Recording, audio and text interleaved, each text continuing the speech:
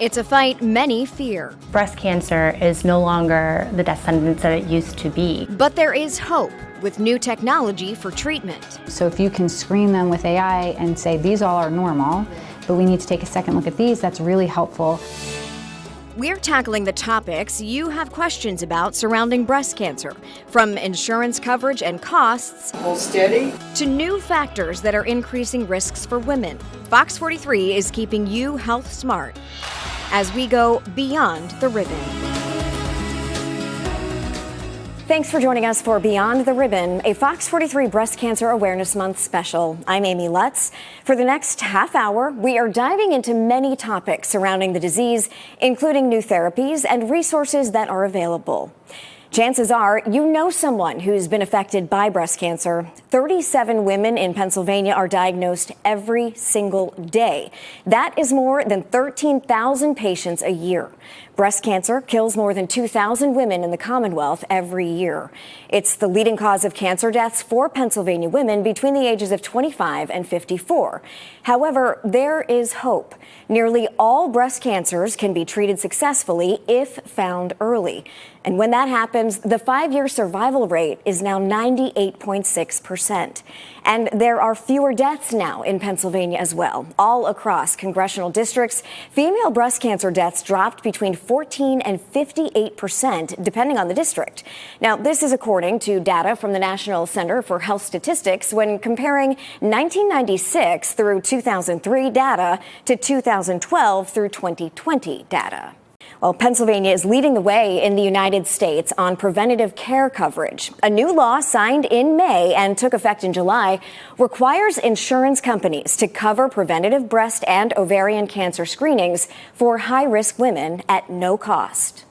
For women with hereditary risk of breast cancer, these preventative screenings like ultrasounds and MRIs, along with genetic testing and counseling, are invaluable tools for detecting cancer early and then treating it quickly. No one should avoid getting these potentially life-saving treatments because they can't afford it. Karen Saunders is the CEO of the Northeast Regional Cancer Institute. She says her organization works closely with the PA Breast Cancer Coalition. It helped push this legislation through in hopes of saving more lives from cancer without worrying about the cost. One of our big missions is about the message of screening and education about the importance of screening. And yes, when there's a cost in the way, it is a barrier for sure. Cancer is the second leading cause of death in Pennsylvania. It increased during the COVID-19 pandemic. Saunders believes the new legislation can give women the tools to prevent a cancer diagnosis. Screening stopped for a long period of time in 2020 and 2021. So we're really in a catch-up mode in terms of people being up to date on their screenings. Saunders calls this legislation, which took effect in July, a big relief. I just really hope that this gets a lot more people to be screened with the screening that they need. If you get screened and you receive a breast cancer diagnosis, you will have, I'm sure, a ton of questions, right? How did I get it? And what causes it? There are just a few. Several things can increase a person's risk for developing breast cancer, so we are taking a look at the most common culprits. From an unhealthy diet to genetics, there are many factors that can increase a woman's risk of developing breast cancer in her lifetime. The highest risk for getting breast cancer is simply being a woman. The second highest risk is age. Dr. Heather Thieme of WellSpan Health says family history doesn't play as big of a role for most women who get breast cancer, but it could. A new study published in the journal Nature Genetics found at least 4 new genes strongly associated with breast cancer. Although more rare, they could eventually be included in tests to identify women at high risk. A woman's lifetime estrogen exposure also has an influence on whether she'll get breast cancer or not. So someone who has an earlier start to her menses, later menopause in life, changes risk factors. Hold steady. Dense breast tissue can also be a big risk factor. Mammograms typically will show calcifications or white densities when we see a cancer. And when the breast is very dense, it all looks very white. So it's harder to see those smaller cancers. That density declines with age, and a new study published last month in the journal JAMA Oncology shows that the cancer risk is specific to breast density declining unevenly. Researchers say when one breast had a slower decline in density, cancer was more likely to be found in that breast. So you not only have a group that is tougher to screen with mammograms, but they are in a higher risk group. To lessen your risk of developing breast cancer, Dr. Themi says quit smoking, don't binge drink, and try to keep a healthy lifestyle with nutritious foods and plenty of exercise. Although you don't often hear about it, men are not spared from getting breast cancer. While the tumors and treatments are similar, there is one major difference: the number of cases. Breast cancer is the most commonly diagnosed malignancy in women, as we've said, second only to skin cancer, but breast cancer threatens all genders. 1 in 833 men will get breast cancer, compared to the 1 in 8 women. I remember it like it was yesterday. I was in the bathroom talking to my wife, and I said, this bump showed up behind my nipple. Casey Carr was 36 years old with 2 young kids when he became that one. I said, I think it's just a cyst. And she said, well, it could be breast cancer. And I, being one of the uneducated, I said, men can't get breast cancer. And she said, oh, yes, they can. Casey was diagnosed with stage 3 invasive ductal carcinoma. He underwent 6 rounds of chemo, a complete mastectomy with 11 lymph nodes removed, and radiation. I had to go to Baltimore for 33 treatments of radiation back and forth every day for 33 days. From chemo to radiation, the treatments for men and women with breast cancer are similar. This is Zane, he's 6. Just ask Kim Bouchard, who was diagnosed with stage 4 years ago while breastfeeding her 16-month-old son. Instantly, you're having a feeling of shock, like first denial. This isn't happening, not me. I'm a healthy person. I barely drink. I'm a small person. I don't overindulge in anything. I've been healthy my whole life. What is going on? They each felt a similar sense of shock. I didn't even know what to say. I didn't even know what to think. I was numb for so long because it didn't seem real. Kim took her fear and turned it into a determination to fight. So I turned vegan. I did all natural everything in my home. I went into essential oils. I've been doing a lot of natural supplements. I take about 30 supplements a day. I'm to jail now. Casey had his own game plan, taking on the PA Department of State to get the breast and cervical cancer prevention and treatment program changed to include men as well. And they listened. I cried. I couldn't believe it. I was the first man in the state of Pennsylvania to ever be covered under medical assistance under that act. A huge win for the EMT who didn't have health insurance when he was diagnosed. And leaving behind a legacy his kids will always remember. And if I can't do anything more than, bring awareness to the fact that men can get and will get breast cancer, then it's worth it. Their goals going forward, the same as well. Know that it's not going to be forever and that this disease or treatment will take your life eventually. So you just want to live as long as possible. I was 35, and it was 2 days before our twin daughter's 7th birthday. That woman is one of a growing number of younger women being diagnosed with breast cancer. Coming up, why experts believe this trend is happening. And later, bringing hope, the resources that are available to get patients the support they need when our program continues. So women at average risk with start mammograms at 50 have the mammogram every 2 years until they're 75 years old. If you're at high risk, such as having a abnormal BRCA1 or abnormal BRCA2 gene in your family, you would work with your provider to determine what screening recommendation is right for you.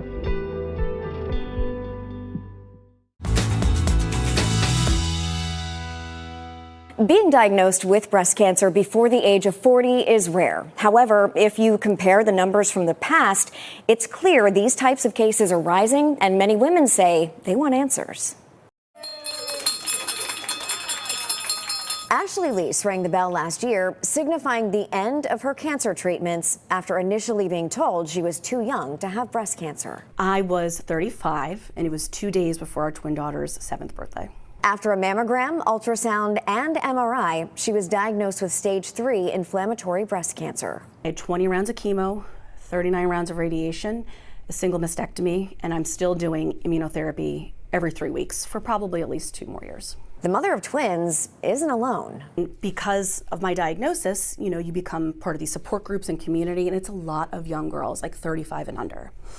So if you notice any changes in your breast, just go to your OBGYN and just get it checked out. The American Cancer Society says the rate of breast cancers have been climbing in younger women under the age of 40. Between 2010 and 2019, it went up by about 3% every year. The question now is why? So with inflammatory breast cancer, it almost looks like a net inside the breast. So when they do the imaging, it's very hard to see because it's not really a lump. It really goes misdiagnosed so much of the time because there is no lump.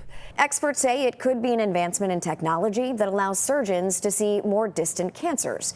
Others say it's because we know that obesity increases the risk of breast cancer, and obesity in young women has increased dramatically over the last few decades. Regardless of the reason, they all agree more research is needed, including Ashley, who knows the fight will continue. I would never want my cancer again, but I would never take back the experience because life is just so much more simple now. The only thing that matters is your family and sitting, around with your husband and your kids and hugging your parents. The PA Breast Cancer Coalition is celebrating breast cancer survivors. The organization has a traveling photo exhibit that displays pictures of 67 survivors from 67 different counties in Pennsylvania. And this is the video from when the exhibit was in Harrisburg last year. Why do they do it, though? It's to encourage women to learn about and to practice early detection through yearly mammograms, monthly self-exams, and annual clinical exams as well. Coming up on Beyond the Ribbon, new therapies, the technology and programs now being used to help personalize a course of treatment.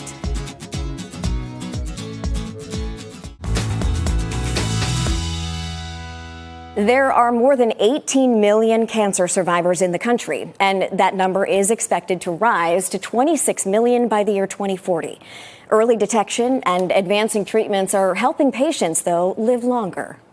Do you want to go in this room? Always on the go, Dr. Jamie Slotkin with WellSpan Health says breast cancer care evolves rapidly every year. The basics of treatment, though, really haven't changed. So most women who have breast cancer get some combination of surgery, occasionally of chemotherapy, occasionally of radiation, and sometimes of a hormonal therapy, depending on what kind of breast cancer they have. The surgeon who specializes in breast care says what has changed drastically is how each patient's treatment course is more personalized. We talk a lot about the type of tumor they have and the characteristics of their tumor to help determine what kind of treatments are most beneficial. She says there have also been huge advancements in specific medications over the past 5 years, including immunotherapies. Those have really helped us to treat some of these more aggressive cancers. And so there are a wide variety of treatment options available for women that's not just the standard chemotherapy. Improved technology has helped. AI is now used to screen mammograms, which is more accurate and faster than humans. So if you can screen them with AI and say these all are normal, but we need to take a second look at these, that's really helpful, especially after COVID as our workforce has dwindled. Computer programs now determine the density of your breasts, which is a big cancer risk factor. Updated technology also helps doctors provide less invasive surgeries to patients. Dr. Slotkin says perhaps the biggest change, however, to breast cancer care in our state comes from legislation. In the state of Pennsylvania in 2020 and again this year, we've passed legislation saying that mammograms save lives. They are part of your preventative health maintenance, so they are included as part of your health care. Act 1 of 2023 is a first-of-its-kind law in the nation that requires insurers to cover preventative breast and ovarian cancer screenings for high-risk women at no cost. There's a constant array of promises regarding the next greatest thing in breast cancer care, which is why Dr. Slotkin says it is critical for providers to stay up to date. Breast cancer care is expensive. According to Bankrate.com, treatment for one patient could range from $20,000 to $100,000. Health insurance covers some of the costs, but plans vary for each person. The most recent data, though, from the National Cancer Institute shows nearly $30 billion was spent on breast cancer care in the year 2020. The benefits of breastfeeding are well known when it comes to the baby, but what about the perks for the mom? Reports claim breastfeeding can lead to good news when it comes to the fight against cancer. Liza Lucas verifies. Let's verify. Can breastfeeding lower a woman's risk for breast cancer? Our sources include Dr. Karen Knutson, the head of the American Cancer Society, nurse practitioner Lori Plummer with the Helen Carlos High Risk Breast Clinic at Piedmont Hospital, and the Centers for Disease Control and Prevention. Breastfeeding does, in fact, lower breast cancer risk. Turns out there is a lot of research to back up how breastfeeding can reduce a woman's risk for certain types of cancers, including breast cancer. And while there's no absolute time period for how long you must breastfeed to get the benefit, experts say the longer the time, the greater the protection. There's been a number of studies that have shown for every 12 months a woman breastfeeds, she can lower her risk of breast cancer by 4%. That can mean 12 consecutive months of breastfeeding with one child or over several children. The benefit even more significant in some of the more aggressive types of breast cancer. Some studies have shown up to a 20% risk reduction for these aggressive estrogen receptor negative breast cancers, including triple negative breast cancer. Researchers believe it comes down to the hormonal changes happening with lactation. Ultimately, that process reduces the woman's lifetime exposure to certain hormones, which are linked to an increased risk of breast and ovarian cancer. The loss of breast tissue when breastfeeding could also play a role. Losing some cells during that process, which may have started on their journey toward becoming cancerous, may be lost in that process. You're essentially losing precancerous cells during that time. So yes, it's true. Breastfeeding not only benefits babies, it also can lower a woman's breast cancer risk. And the longer you breastfeed, the more protection you potentially gain. Breastfeeding not only lowers a mother's risk of cancers, it also reduces the chance of high blood pressure and type 2 diabetes as well. Our Verify team is working hard to get answers to your questions. Send in anything you want verified to verify@fox43.com. You can also check out all the Verify team's work at fox43.com/verify. Breast cancer is no longer the death sentence that it used to be. Coming up, bringing hope. What groups in Central PA are doing to show breast cancer patients they're not alone.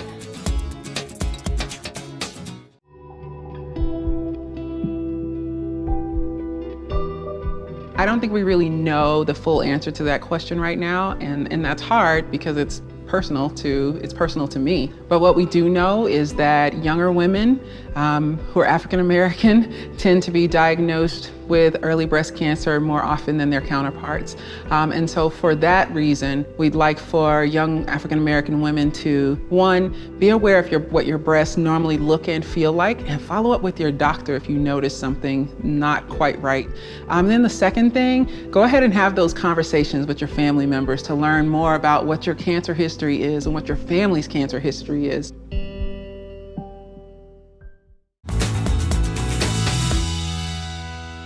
Having the right support during your breast cancer journey can improve your outlook, give you confidence, and even provide comfort. In Pennsylvania, there are a number of support services available for patients, offering hope from day one. Behind these doors in Lebanon County, the PA Breast Cancer Coalition is hard at work advocating for the more than 14,000 women in Pennsylvania who will be diagnosed with breast cancer this year. Breast cancer is no longer the death sentence that it used to be. Still, the coalition knows the importance of patients getting the support they need. We offer free care packages. We call them our Friends Like Me care packages, kind of to let women know that they're not alone in this fight. From eyelashes and comfy socks to books and educational materials, each box is customized to the patient's needs, packed up, and then delivered to nearly 1,500 people every year.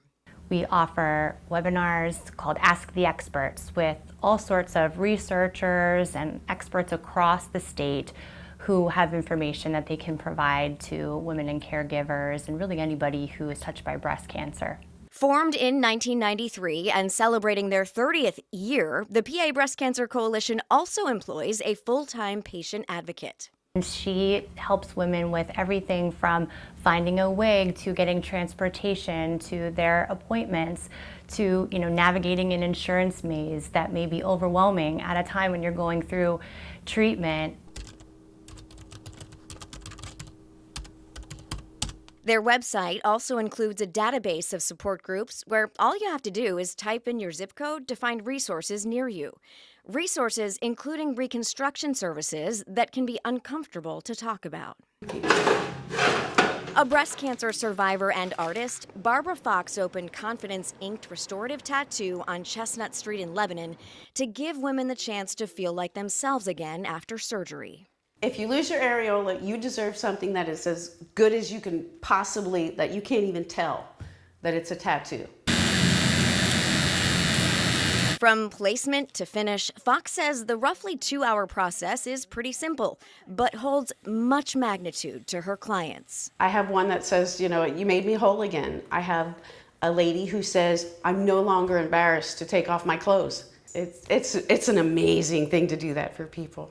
A sentiment employees at the PA Breast Cancer Coalition feel as well, while they continue to work to make sure no woman fights alone. We've come a long way in 30 years. We still have more work to do. Experts say it's crucial that resources for breast cancer patients begin at diagnosis, not after treatment has ended. There are many other organizations dedicated to helping people with breast cancer, so we've put a list of them on our website, FOX43.com. We hope the information we've provided can help you or a loved one. We appreciate you spending the past half hour with us here at Fox 43. Thanks so much for watching. I'm Amy Lutz.